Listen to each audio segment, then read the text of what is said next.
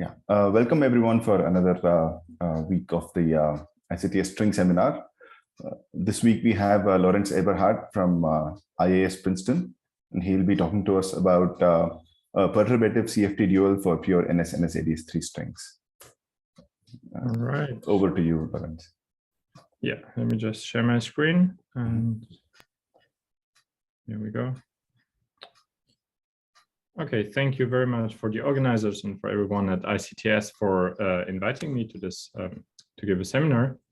And I'll talk about the dual CFT of pure NS-NS AdS3 strings.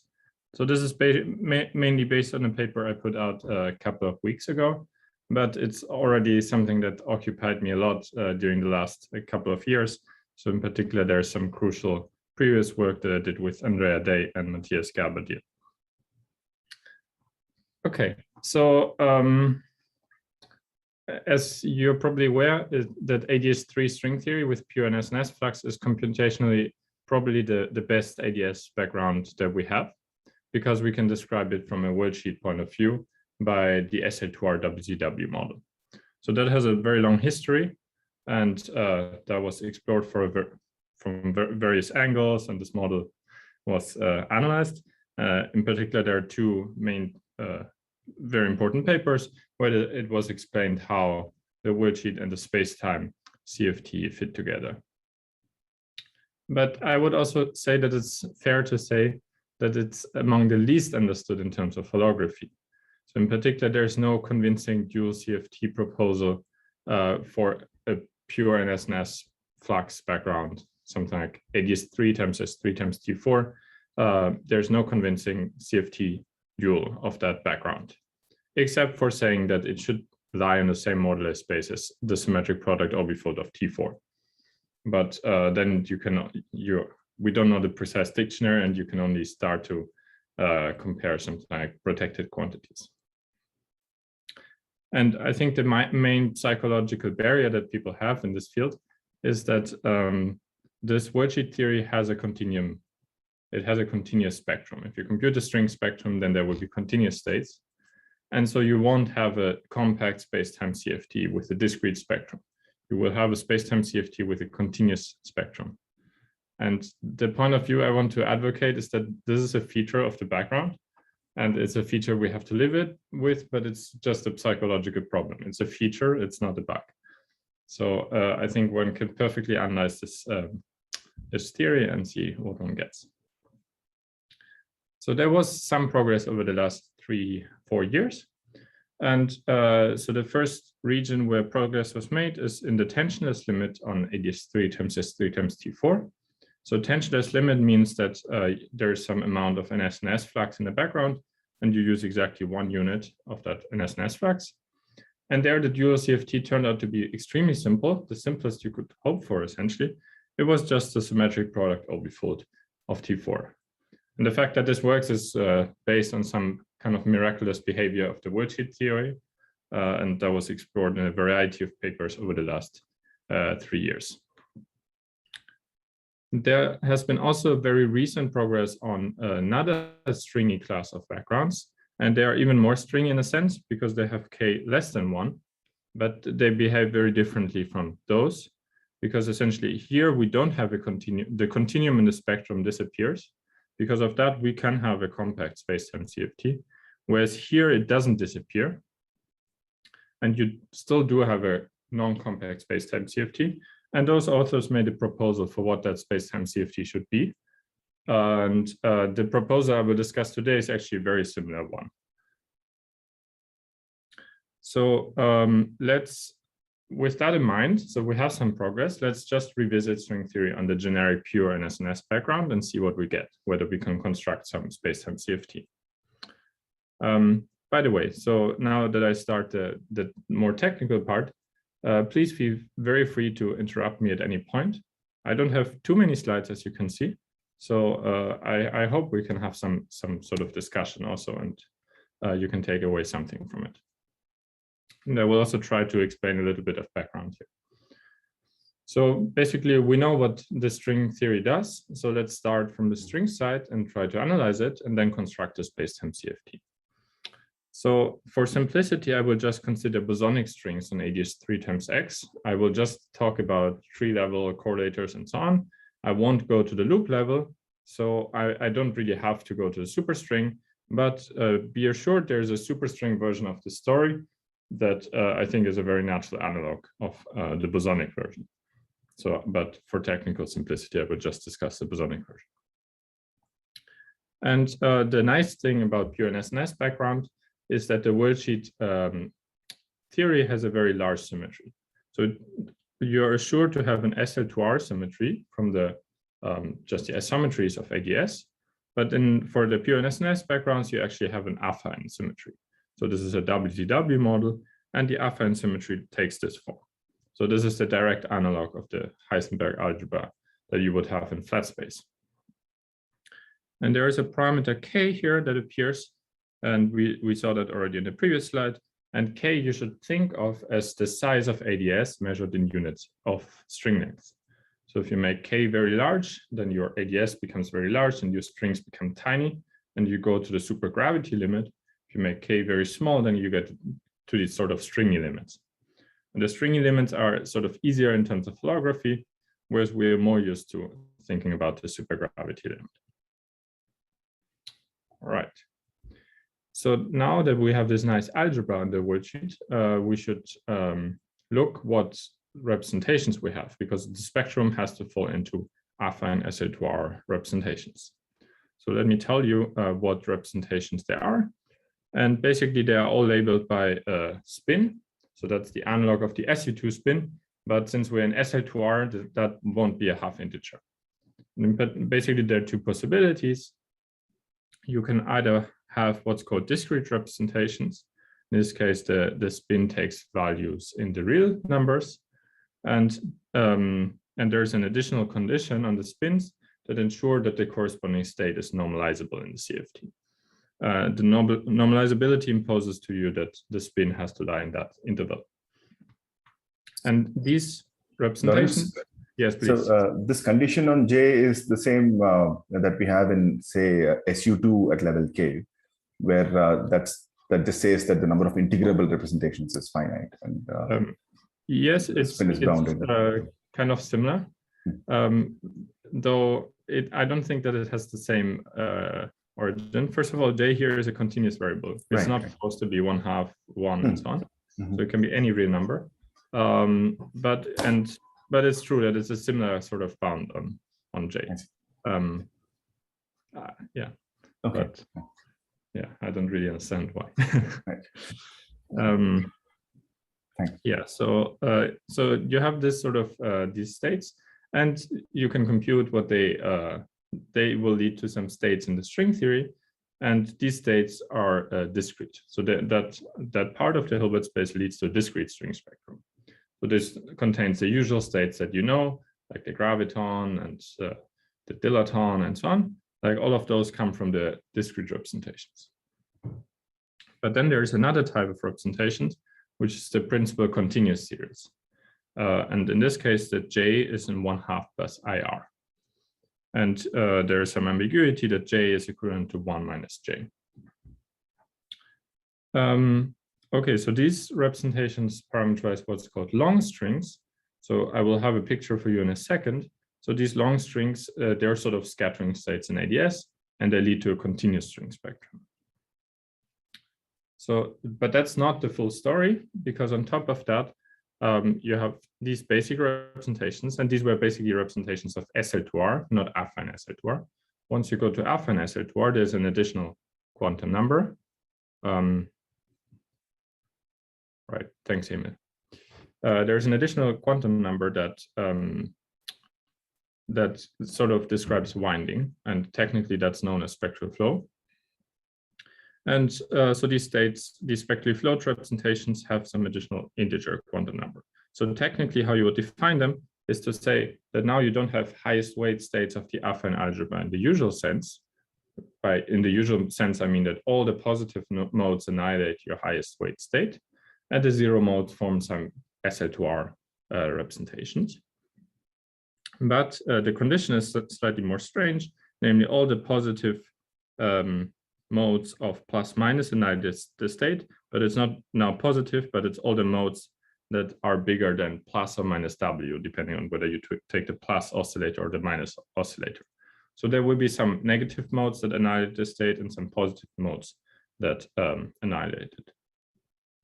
So it's sort of some kind of tilted highest weight state condition. And the sort of zero modes, the ones that barely don't annihilate it, they form some global SL2R representations. So maybe that's a little bit confusing, but you don't have to remember this exactly, but there are these kinds of representations.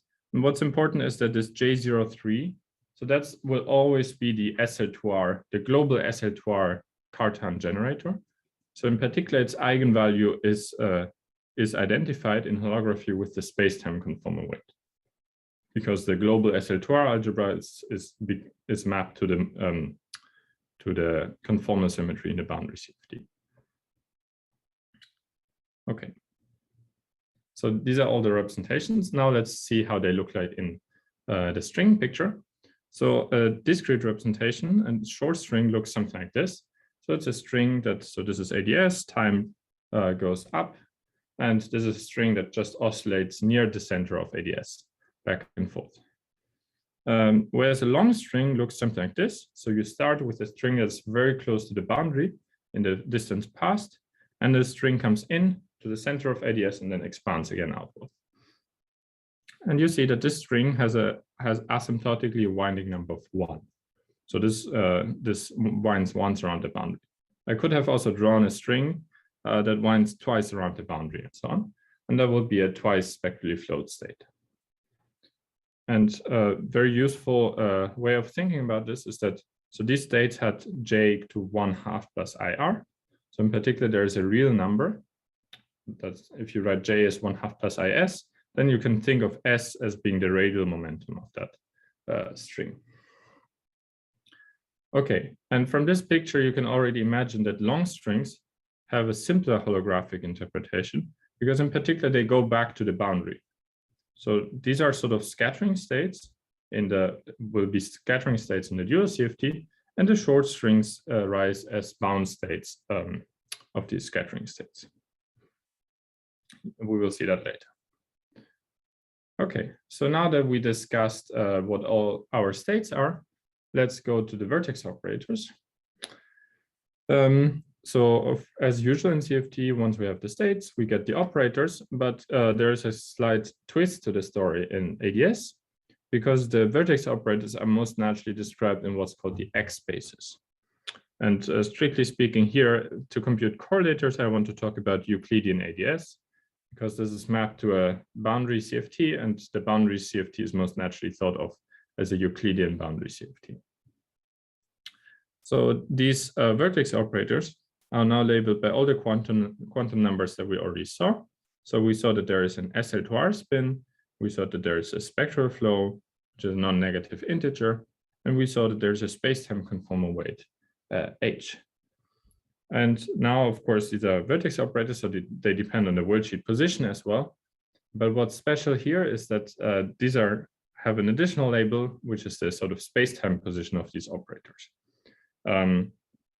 So it's very natural to introduce that, but it's slightly strange from a CFT point of view. So in particular, okay, so what's the picture? If you want to compute now a correlator, on the previous slide, I showed you the picture of states, but let's say you want to compute a correlator of 4 long strings.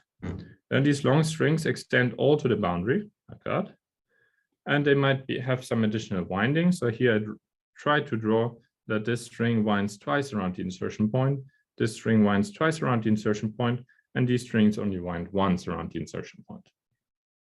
So that will be a 4-point function of it, spectrally flowed 1, 1, 2, 2 vertex operators, and they sweep out some worldsheet like that.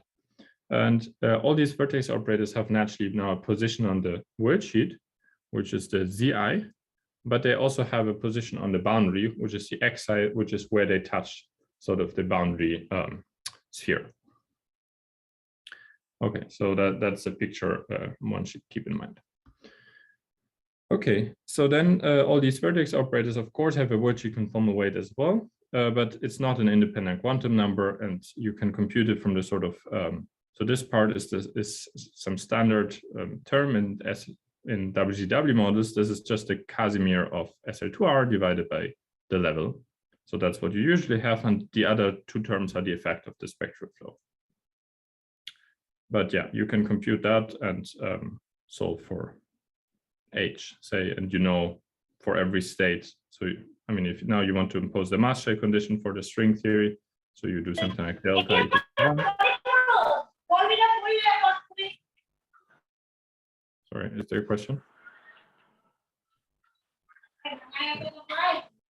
Yeah, you compute something like delta equal to 1, and you can solve it for H. So since this is the mass shell condition, and you get the space-time CFT spectrum. All right, good. So now we know the vertex operators. So let me also discuss how to compute correlators of those. So basically, the message is that the 2, 3, and 4-point functions are known, and that will be more than enough for this talk. So the 2-point functions are known for a long time. And if you compute these 2-point functions, you will get basically two terms. So first of all, you need to impose that the two operators, they should have the same weight and the same spectral flow. And for the spins, they can be either the same or they can be opposite. Basically because you have this reflection symmetry. So that means that they have to be the sum of two terms. And there's a reflection coefficient in here. So that tells you basically how the incoming and the outgoing wave is related. And so everything is very much in parallel to, say, Liouville theory, if you're used to thinking about that. So, and the long strings are like the waves that scatter on the potential wall. So let me show you also what this reflection coefficient is, because it's helpful to get some intuition. So this reflection coefficient explicitly looks like this, where this little gamma is the normal gamma function divided by gamma of 1 minus x. So first of all, so you see there are 4 of these gamma functions in total, and then there's a parameter nu to the 1 minus j. This nu you can think of as some worldsheet cosmological constant. So it's the analog of the mu parameter in Liouville theory. But it doesn't have a direct physical significance. So the only parameter that does have a physical significance is the string coupling, which is a combination of this nu and the normalization of your string path integral. But this parameter nu you can set to whatever you want. You can set it to 1 if you don't like it. Okay, so then we still have these 4 gamma functions, and these 4 gamma functions lead to various poles in the reflection coefficients, and these poles will be very important. So in particular, we get a pole whenever this argument here of this gamma function is a negative integer. So that's, I think, the second case here. So, or whenever this argument of this gamma function is a positive integer. So that's the first case here. And so these type of poles that give some condition on H and J, they are what's was called in this paper here, what was called LSZ poles. And you should think of them as like some external particle going on shell. And so you get some resonance. And so this condition here is actually exactly the condition for short strings. So why is that? Because, so first of all, this can only be true if J is real. If J is long, so if we're computing long string 2-point function, then J is in 1/2 plus IR. So this thing here will have an imaginary part and can never be an integer. So it can only be satisfied for real J. And for real J, you want that this is an integer, which is the condition. So because for the highest weight state, you would have essentially H equal to J. So I know there's this funny KW half, but you want H equal to J, that's the highest weight condition. And then you can take descendants and that will produce the integer. And similarly here, so this is like a lowest weight state representation, and this is a highest weight state representation. So, but the point is that you discover exactly these poles on the short strings. And the important message from this is that if you compute correlation functions, also in what will be the dual CFT, and you look at the poles, then you can discover the short string spectrum from those poles again. And then there's a second set of poles. Well, there's actually two more set of poles. So one set of poles comes from this gamma function. So when this gamma function is a positive, a positive integer, then you get also a pole from this. And so that translates to this condition. And this is what was called in this paper to be bulk poles. So basically, it's also exactly parallel to Liouville theory. And you have some sort of immersion zero mode in the path integral. So there's some direction in the field space where the action is essentially constant. And if you integrate over it, you will find a divergence, and that leads to the pole. And finally, there are also poles from this gamma function, but they're not too important. So this gamma function only has poles when j is a negative half integer. So that's outside of our region of interest, because j for us is never negative half integer. But so that's basically due to the fact that negative half integer are finite dimensional representations. So that's a class I didn't discuss. So, but that won't be too important. Okay. So I also looked at 3-point functions. 3-point functions are also known, but they are much more complicated. So that was worked out in a paper that I had earlier this year with Andrea Day. And the 3-point functions, they look like this. So now we take 3 vertex operators. Now there's some kind of similar formula like the DOCZ formula. So in particular, there is a prefactor that is d of j1, j2, j3, which is just the unflowed 3-point function. So sorry, I should have added these w1, w2, w3. So they have a spectral flow. If you would have put those to 0, 0, 0, then the answer is just dj1, j2, j3. So that's a formula similar to the DOCZ formula in terms of some upsilon functions and so on, if you have seen that. And that was already found a long time ago by Teschner. And then the effect of spectral flow is to add this additional term here. And basically, so it comes as some integral over 3 variables, and you get some more or less complicated expression in these 3 variables, but it's not too bad. So you get yi to some power, you get, and so this is just some number, and here you get a combination of numbers with these yi's, yj's, and then to these powers, times all the cyclic similar terms that come from cyclic symmetry. So these PWs, they're just very explicit numbers. I didn't want to write them, but they're like there's an explicit formula for those. So there's a very explicit formula for the 3-point functions. And again, you can look at all the poles that it has. So I just want to quickly show you where these poles, some of these poles come from. So let's first look at these LSZ type poles again. Lorenz, yes, please. So what are the yi's? I mean, what do they physically represent? Yeah, good question. So from the string side, I don't know. Mm-hmm. But since this, we will find the same formula in the dual CFT. Mm-hmm. In the dual CFT, I can tell you what those mean. I don't know from the string side. There were some kind of technical tool, basically. Variables, okay. Yeah. So I mean, you integrate over them. So in the final answer, they're not there. And you can do this integral, by the way, explicitly if you want. But it's not. It gives some Lauricella hypergeometric function or whatever. It's not particularly useful to do it.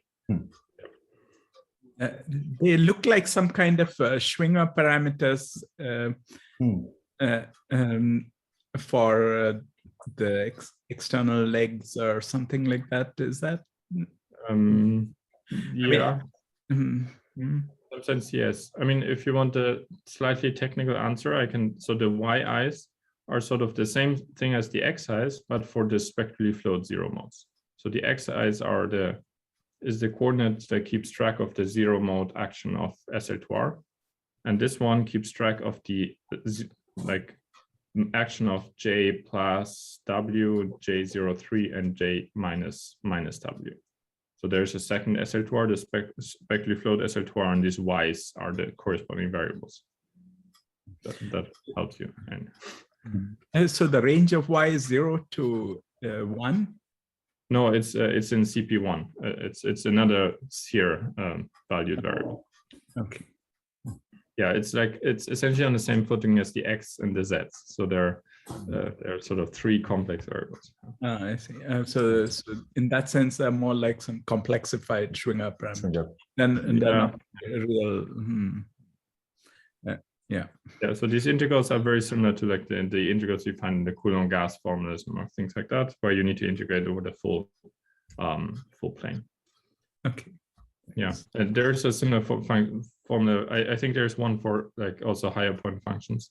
So we also had one for the 4-point function. Then you have 4 of these y's. Essentially, there's one of the one y for every vertex operator. Yeah. So yeah, it's a slightly complicated formula, but it's very explicit, and you can do many computations. Could they be thought of as, I mean, if you look at these three operators on the 3-punctured sphere, then if you just stretch them out to infinity, then there are these long tubes which come from each of these insertions, right? Yeah. This would, like according to Rajesh's way of thinking, this yi would just be the parameter along the tube, angle plus the length along that. Would it?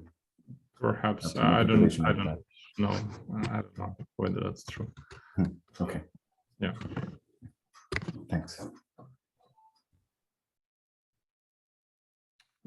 Right. Yeah, I should also mention, by the way, that there's a kind of slight difference depending on the parity of the sum of these W's.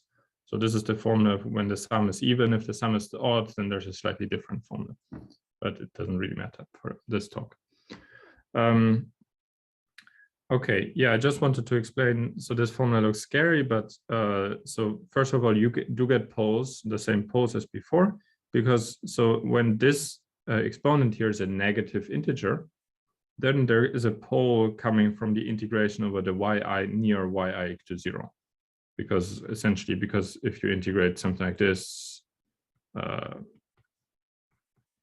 so if you have some integral like this, and you integrate near x equal to 0, then this will have a pole if a is a negative integer.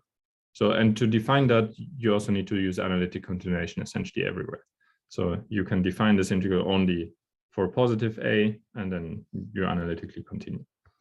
So it's very similar to what you do in the Veneziano amplitude, like what you always do in string theory. Maybe there's a better way to define this integral. I don't know. So that will lead to this LSZ type of poles. The other set of LSZ poles that we saw also before come from the region if one of the yi's goes to infinity. Then you also get the bulk poles, and the bulk poles, many of those bulk poles already come from here, because this function d has many of these poles already. So there's some condition like j1 plus j2 plus j3 is some number, and then you get a pole. Similarly to in the 2-point function, you got poles when j1 plus j2 was some special number.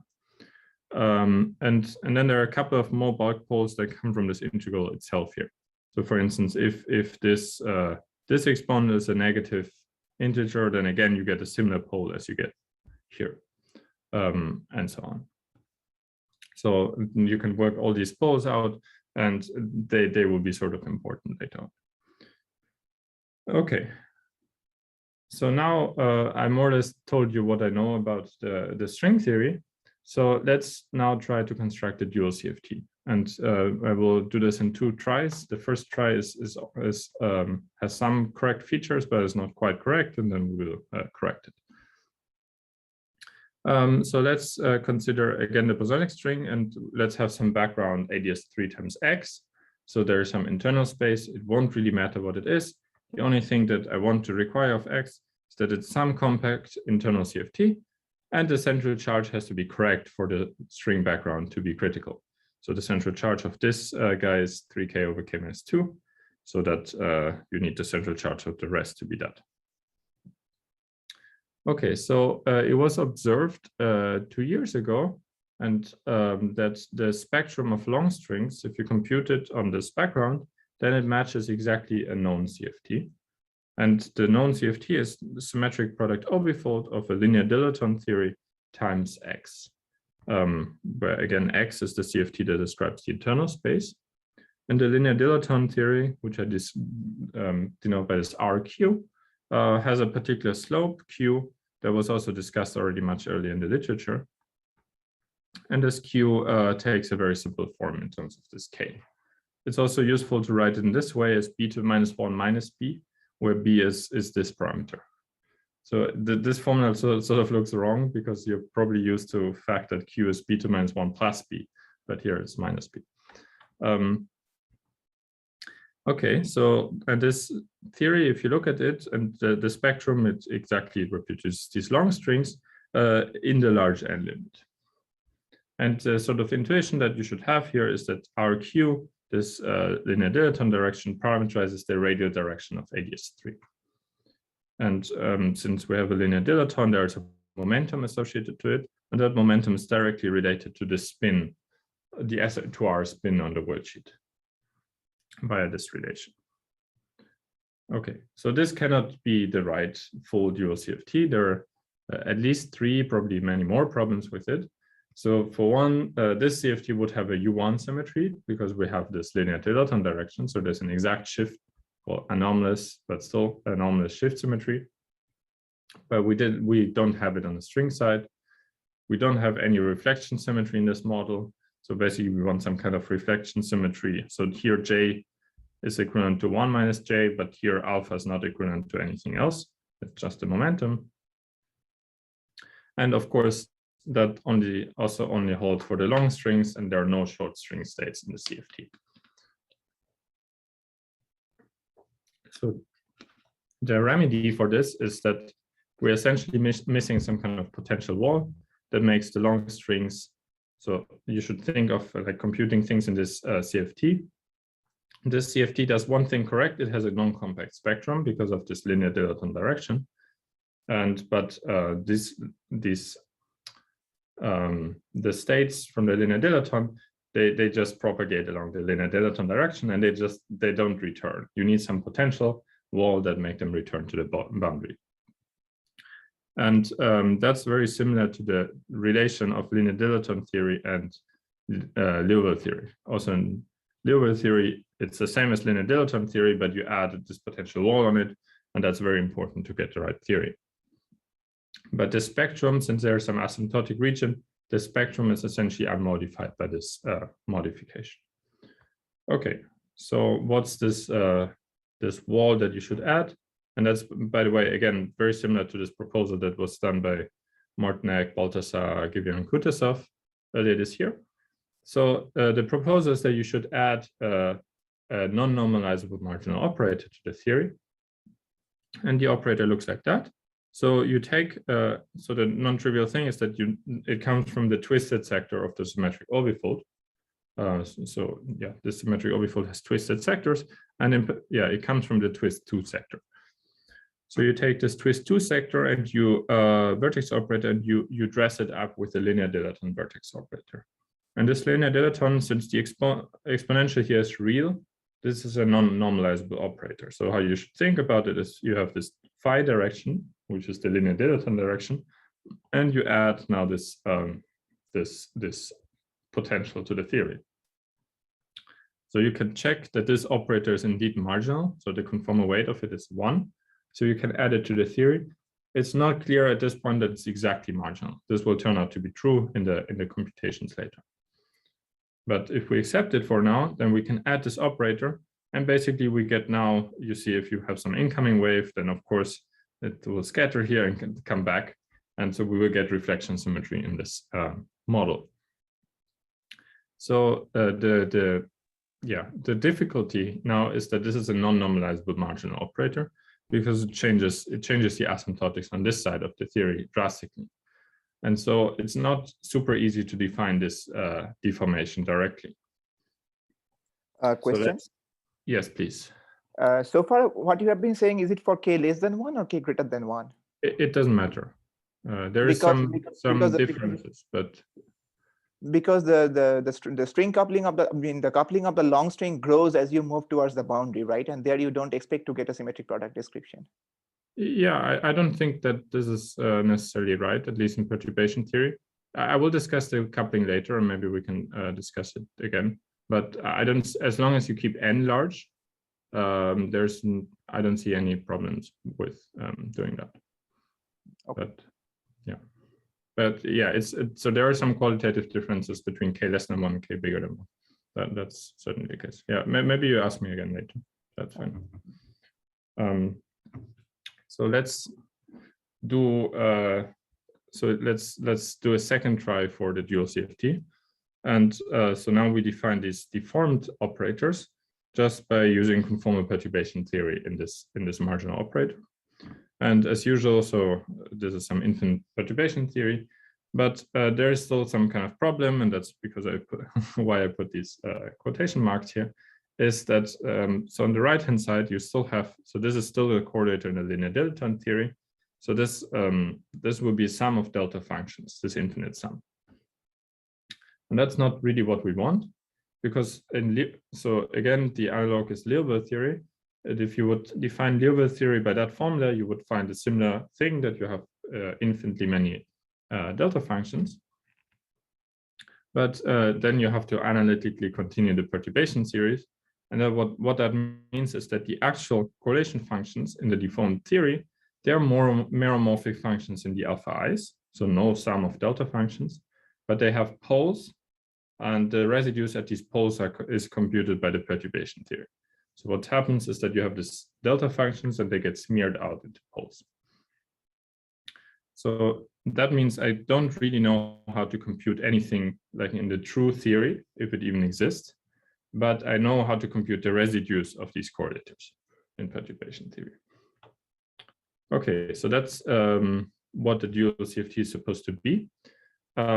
But of course, it's slightly maybe unsatisfying, because you have to essentially assume that there's a CFT with consistent correlation functions that are described by this bracket here.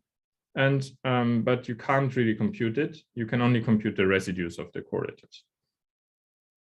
And it's not clear, at least to me, is how to construct the CFT from first principles.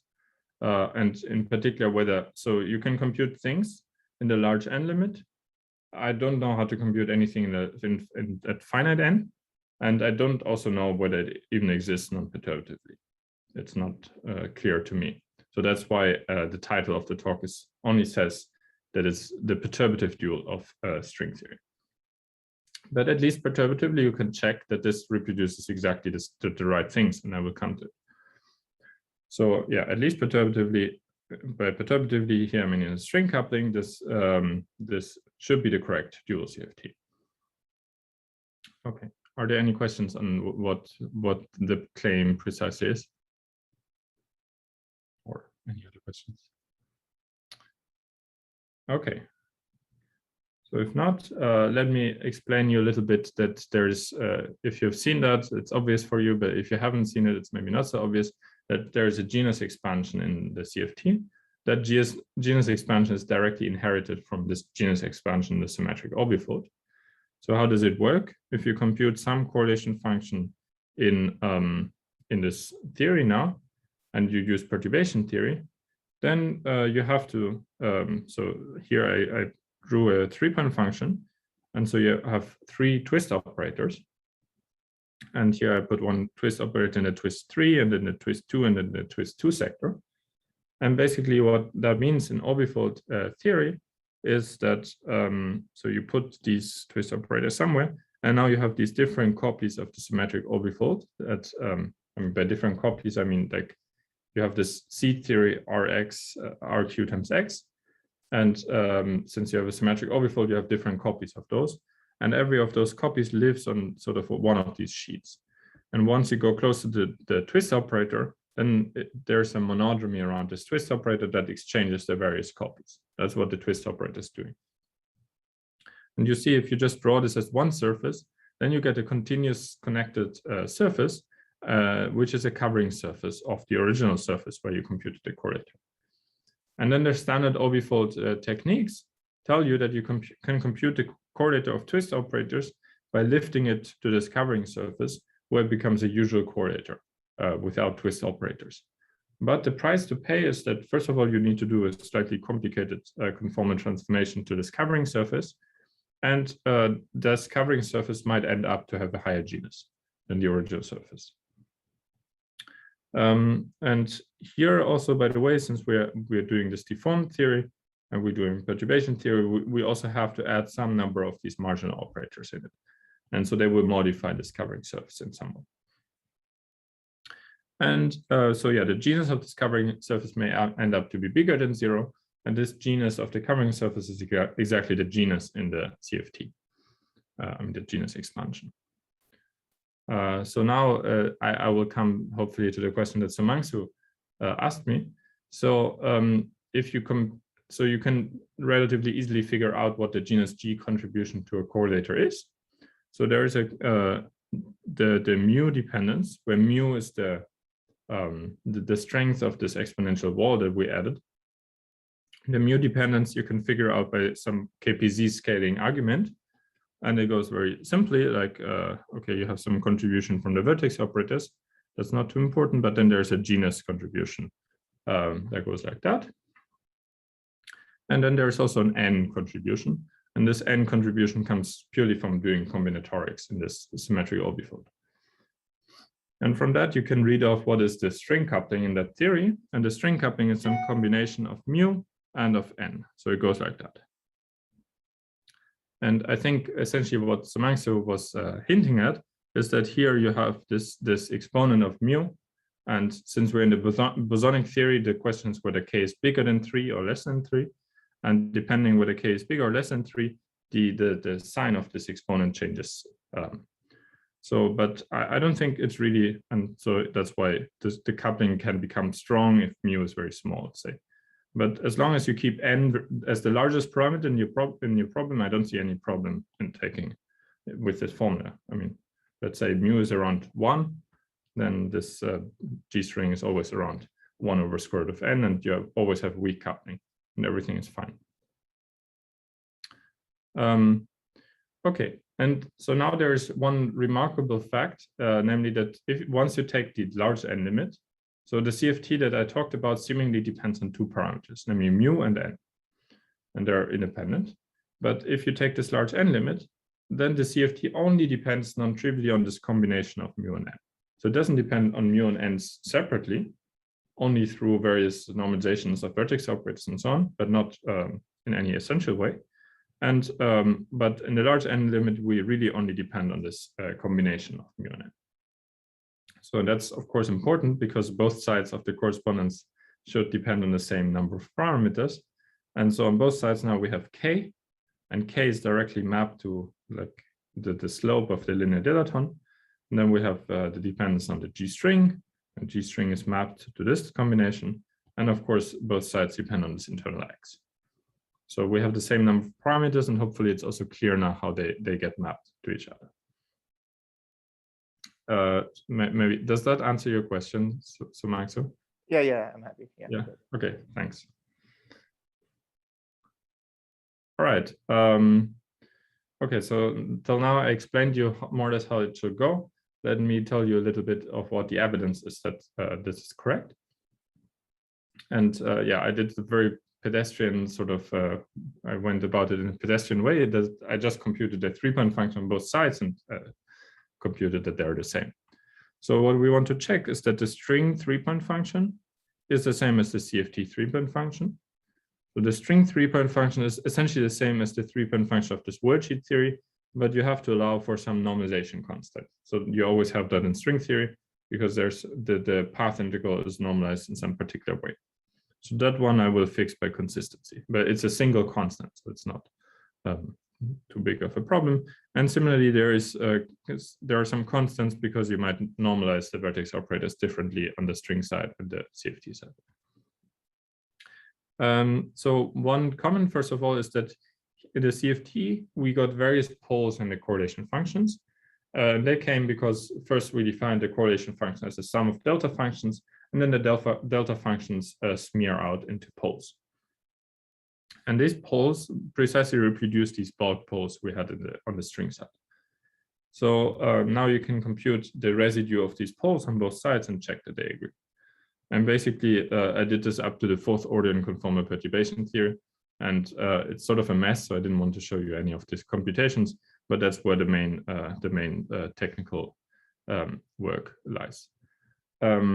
And maybe since there was the question before what the yi's mean, so on the CFT side they have a clear interpretation because so basically you do on the CFT side you compute these correlators in perturbation theory, and so you get more and more integrals. In each order of perturbation theory you get one more integral, and then at the end you have to do some change of variables that show you that this integral in the CFT side is the same integral over these yi's in the string side. And the yi's turn out to be the following. So in the CFT side, you sum over these covering maps, and the covering maps, let me call it capital gamma, the covering map. So this goes from this covering surface to CP1. And near an insertion point, it behaves as follows. So that just means it's a covering map. So there's some zi, the point in the covering surface is mapped to xi, that's the point in the base. And then you get, so there's a ramification, which means that the next term in the Taylor series goes like z minus zi to the wi, where wi is the twist of the operator. And so these yi's now turn out to be the ai's. So for I to 1, 2, 3, exactly for these three operators that we have. So maybe that was only meaningful to Rajesh, but please otherwise ask me. Again. Okay. Thanks. Yeah. Thanks. Okay. So okay. So now we did everything in. We did one test in perturbation theory in conformal perturbation theory in the way we defined this boundary CFT. There's also one test that you can do that is exact in this coupling constant mu. And goes beyond perturbation theory. And the test is the following. So if you do in the CFT, if you compute in the CFT a 2-point function, and you take a derivative with respect to this mu, then essentially by the definition, the derivative with respect to mu inserts you one of the marginal operators, phi, and you need to integrate over it. So in the CFT, it's clear that you have a relation like that, just by the way the CFT is defined.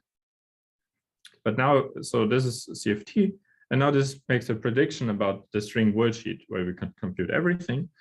And so this phi corresponds to some particular vertex operator in the worldsheet. And so you get a prediction that the 3-point function of these three operators in the worldsheet is essentially the same as the 2-point function up to some, I mean, it's the derivative of a 2-point function. And so there is a squiggle.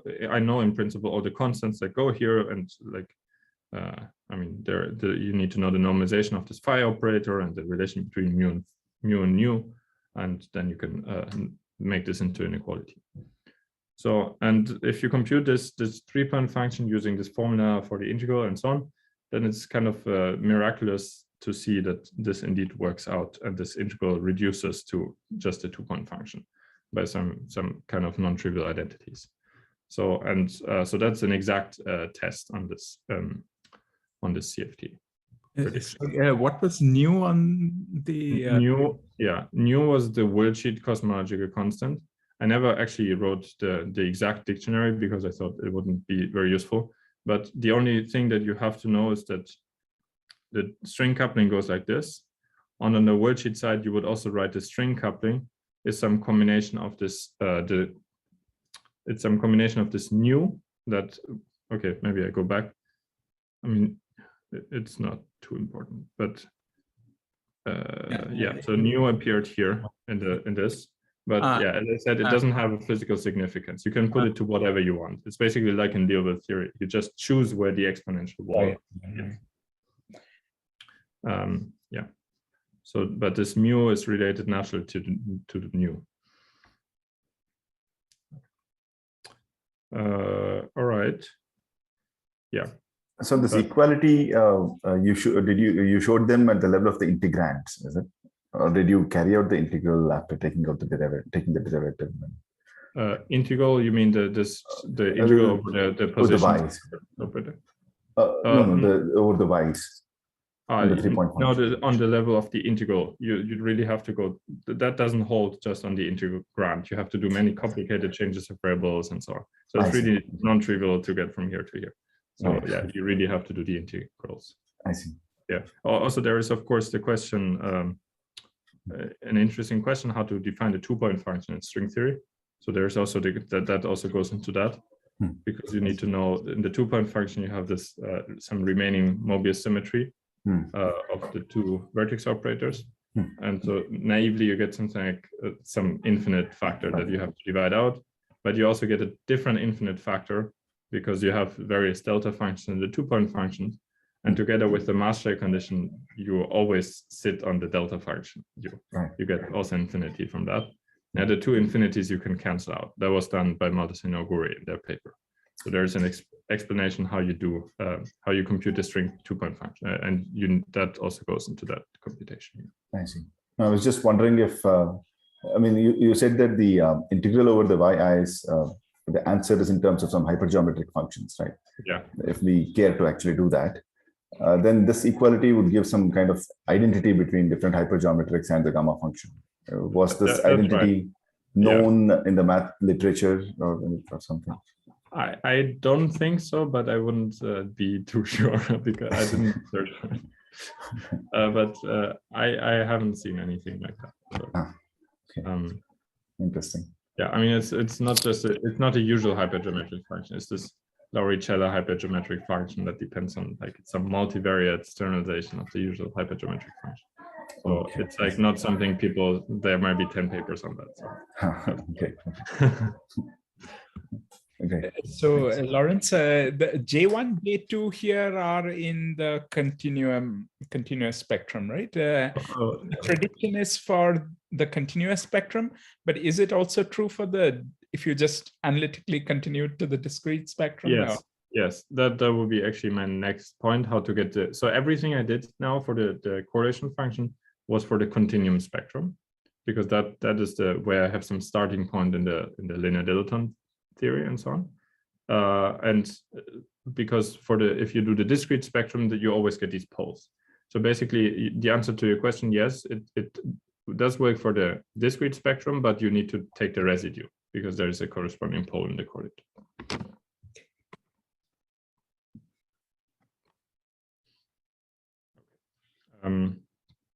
So let's go to the short strings. And as I mentioned in the string theory before, is we can find the short strings. You should think of them as bound states, and you can find them by looking at these LSZ type of poles in the correlators, which let me remind you, the LSZ type poles, they were defined by condition like this. And there's a similar condition with negative integers. And so basically, I will cut the story a little bit short. So since the correlators of this on the string side and the proposed CFT are identical, you can just look at the poles, and the poles, of course, would be the same. And the presence of these poles allow you to deduce also the short string spectrum from the CFT side. So you get a full match of the spectrum, both in the discrete sector and the continuous sector. There's a small caveat here, is that it's kind of hard to see, it's a little bit harder to see which of these short string states correspond to normalizable states and which correspond to non-normalizable states. So that part is a little bit more complicated. Okay, so that was essentially it. So let me conclude and then take questions. So I will just repeat the main claim, namely that the symmetric orbifold of this linear dilaton theory times X, where the slope of the linear dilaton is stat, and you deform it by some non-normalizable operator, which explicitly is given by that combination, where B was 1/root of k minus 2. So that is supposed to be the dual CFT to perturbative NS-NS strings on AdS3 times X. So, and the main evidence from that came from matching 2- and 3-point function and conformal perturbation theory. And there was also this test on the 2-point function that goes beyond perturbation theory, and we saw that the spectrum also matches. So I think it's, yeah, so everything here is, of course, tree level. So you can ask what happens at loop level, but before you go there, you need to do the superstring version. So it becomes much more complicated. But yeah, at least perturbatively, I don't have any doubt that this will go through. And then, of course, one can start to wonder about non-perturbative effects, and then I'm much less sure what happens. Right. Thank you very much for your attention. Thank you. Let's thank Lorenz for a wonderful talk. Please feel free to ask questions if you have any. Yeah, thanks, Lawrence. In your so when you said that you can match the poles, so these are different poles from the ones which I mean, in the correlators on the CFT side, you said the correlators were defined only in terms of the residues at the poles when you pull down these operator, but those are different poles from the ones that you mentioned when you're talking of these bound state poles, are they right? So they're, strictly speaking, they're a subset. You don't get all of them, but in principle, they're the okay. Sorry. So you get you're right. So the poles that you get from in the perturbation theory correspond to these bulk singularity poles. So there were these two types of poles. One were the bulk poles, and the other one were the LSZ poles. Yes. The ones and the bulk poles are conditioned on the J, so that is something like the sum of J is something, is some number. That is the condition on bulk poles. These are the type of poles you get in the perturbation theory, and then the poles that allow you to discover the short strings. These are these LSZ type of poles, so they're different. Yes. In particular, that is good news, I think, because it means that you can really discover already the short strings in perturbation theory. You don't have to do this analytic continuation beyond perturbation theory to discover them. Good. And the other set of poles, so on the worldsheet side, you have a meromorphic function which has these poles, and the residues are matching those of the CFT partition function defined by this perturbation expansion. Yes. Isn't that, I mean, isn't it enough in some sense to define the CFT? I mean, isn't that unique in some ways? What the worldsheet answer gives you isn't. In other words, once you specify all these residues and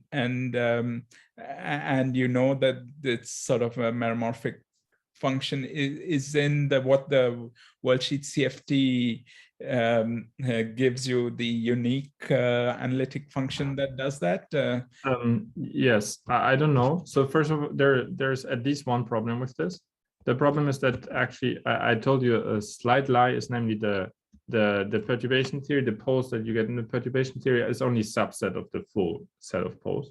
So there are some more poles that you don't see in perturbation theory. Maybe it's useful to say this again in Liouville theory because it's exactly the same. So if you do in Liouville theory, you do the Coulomb gas formalism, you get some poles from that.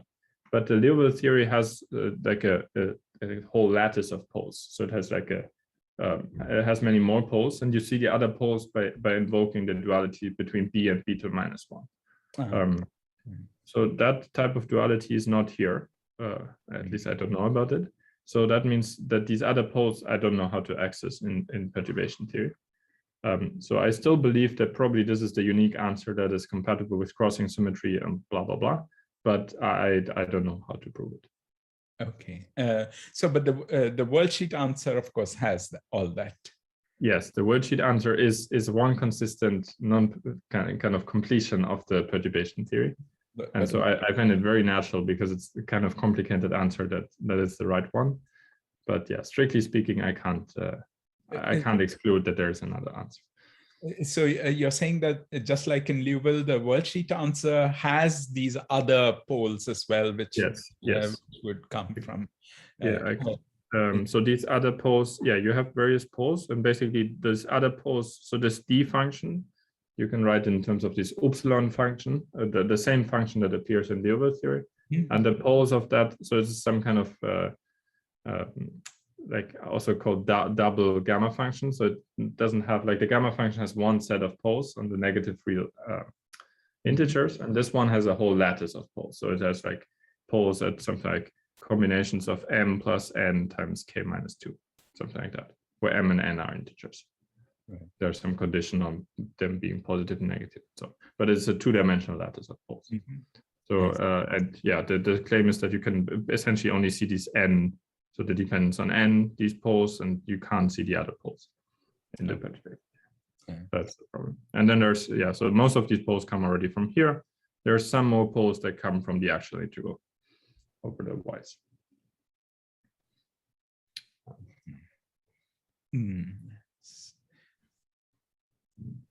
Okay, thanks.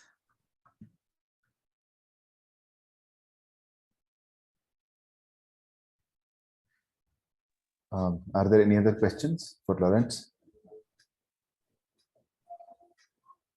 I have a naive question. I have a naive question regarding that.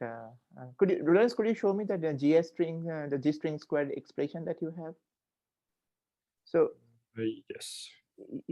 Yeah. So I would think that for k greater than 3 and for finite n, it's kind of the role reversal, that the long strings are free inside and there is a wall as you go towards the boundary. Why such a picture is not going to work? Okay, maybe. So there's another thing that yeah, I don't think, I mean, from the formulas, I don't see how this is true, but there's another thing that does change if you put k bigger than 3, that is in some sense worse than for k less than 3. And the reason is that if you define, so what you usually want is, so if you write down the path integral, so let's say you want to define the CFT from a path integral point of view, and then you want that the path integral for both phi to negative infinity and phi to positive infinity dies off, right? So that it converges.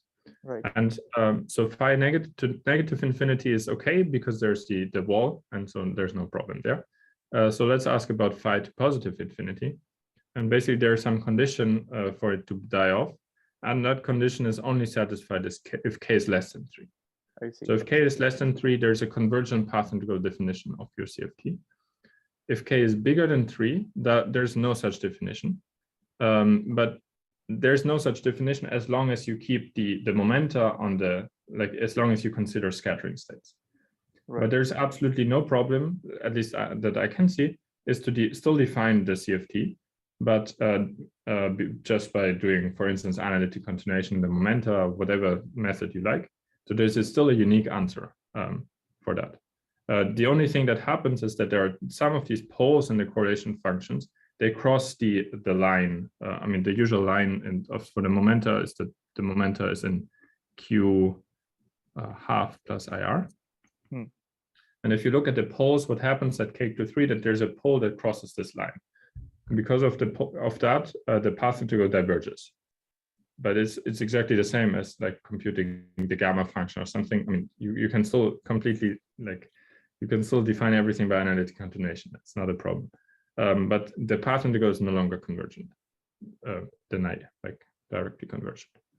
I see. So that's, if in some sense, a bad thing that happens for k bigger than 3. But I don't see anything. I mean, the same thing happens in the worldsheet. So I think it's an expected feature, and we just have to live with it. Yeah, I don't see anything else wrong. Yeah, so there's another thing that, okay, maybe I can also address the last thing that happens if you put k less than 3, namely that the vacuum, so there's a vacuum state in spacetime that, as you probably know, the vacuum state in spacetime is normalizable if k is bigger than 3, just because the vacuum state comes from the j to 1 representation, and we wanted that 1/2 is less than j is less than k minus 1 over 2. So if k is less than 3, j to 1 violates that bound. And so the vacuum representation is the vacuum is no longer normalizable. And because of that, it was argued that the growth of states is different. So yeah, so that is also true, but it's true in the same way. I mean, it's true in this CFT and it's true on the worldsheet. And I don't see any reason why we should restrict ourselves to this regime. Yeah, it happens on both sides. So it's, yeah. Okay, thanks. Yeah, I thought long about it, whether there's something bad happening. I just can't see anything that really goes wrong, at least in perturbation theory. I'm not willing to commit myself on any statement on beyond perturbation. Okay. Another question, which is maybe a little less well-defined in my mind, which is that, I mean, at k equal to 1, as we saw, we have this localization on the moduli space, and the localization was at precisely those points which admit these covering maps.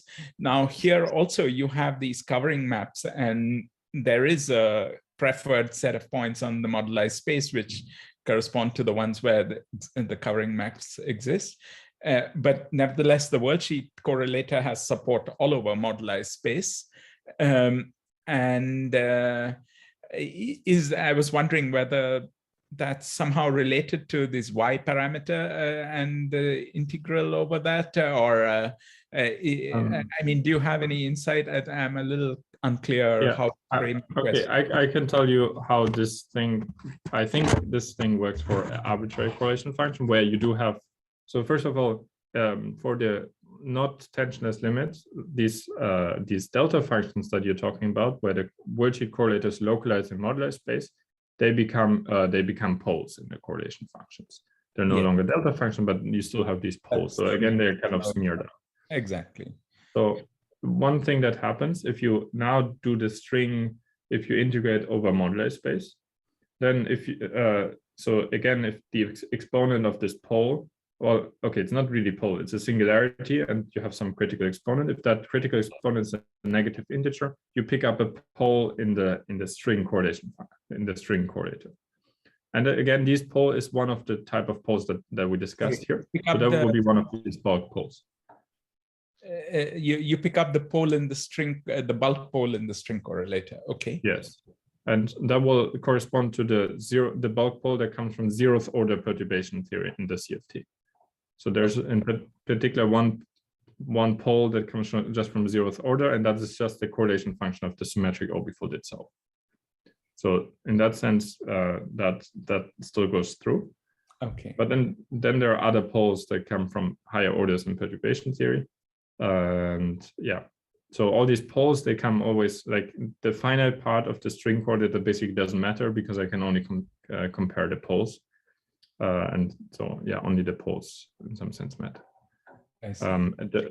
What regards to y, so one thing that I checked with Andrea together is that if you look at this 4-point function and you go to the special limit where you have this pole and this covering map exists, then these y integrals essentially become trivial, and they become very easily, you can evaluate them very easily.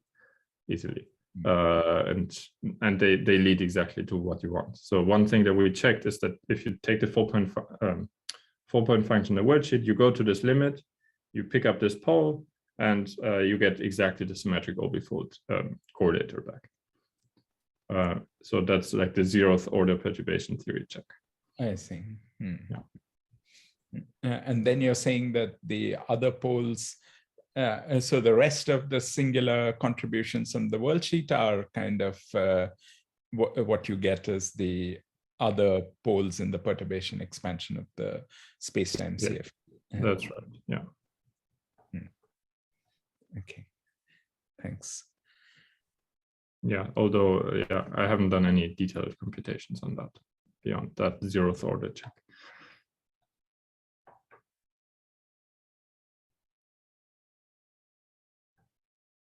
So I have a question. So for k bigger than 3, the operator is not normalizable. Is that right? The marginal operator, you mean? Yeah, the deformation. Yeah, it's actually even for k bigger than 5½ is the bound for some reason, because the so the bound, the relation is that, did I have it somewhere? Sorry, here. So this operator corresponds to this operator in the worldsheet. So as soon as k is bigger than 5½ it's no longer normalizable. Okay. So essentially always. So, but on the worldsheet, that operator then obeys some reflection relation that dictates. No? It's an operator in the discrete series, not in the continuous series. So there's no reflection symmetry. So I should not think of it as arising from analytic continuation of the continuous series? Yeah, there is no pole. So, okay. First of all, okay, what I said, of course, is also not entirely right. So this operator is really, yeah, you have to define by analytic continuation, but it's not one of the discrete series. Like it's none of those. So the reason is that if you look, actually this one violates, but it looks like a discrete series representation. It violates the SLZ, LSZ type of relation. So it is not a positive integer, but a negative integer. So you do define this by analytic continuation, but there is no pole in the corridor. You just set right. So what's puzzling me is that when you start from the continuous series, you have both asymptotics with a reflection relation relating them. Yes. And now if I analytic continue that object, it has two exponents, one of which is the one you've identified, and another is the analytic continuation of the reflected piece of the continuous series. So in Liouville theory, that's fine for in the regime where you use Liouville theory, because it's just a sort of another piece of the wall which is behind the wall that you have. But I think here, because you're at sort of some large negative J, isn't the other piece of the wall sort of growing towards the large positive phi?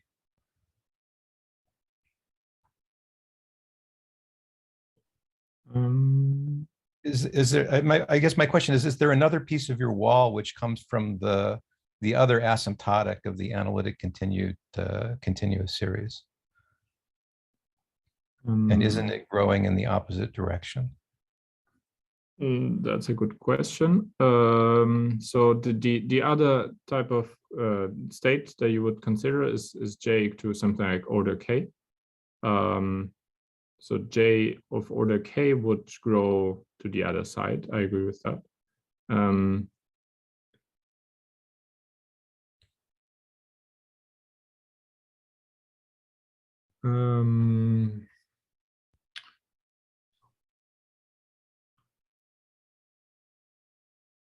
Yeah, I mean, the only thing I can really tell you is that this works in the level of correlators, but it's a slightly, I agree with you that I mean, maybe it doesn't matter for the computations you're doing in conformal perturbation theory, and you're sort of looking at some kind of bulk poles, and doing that in an expansion where mu is very tiny, then maybe somehow this other wall at large positive phi is not playing much role. But it seemed like it might obstruct trying to interpret these things non-perturbatively. Yeah, but it's a bit strange that this test then works exactly. So you would have expected then that this relation fails, because that really that's exact in perturbation theory, right? Because whatever the correlation function is, it should satisfy this relation.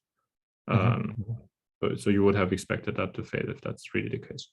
So I do believe that this is correct, but I also agree with you that this is something slightly confusing, and I haven't realized that.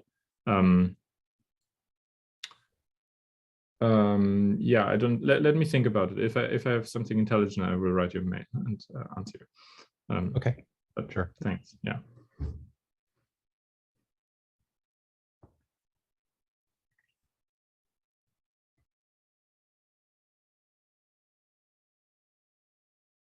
You're muted, Naveen. Sorry. Yeah. Are there any other questions for Lorenz? All right. If there are no more questions, then let's thank Lorenz again for a great talk. Thanks, Lorenz, for taking the time. Thanks. Thanks, Lorenz. Yeah, Thank you. Very nice. See you. And I'm going to end the call now.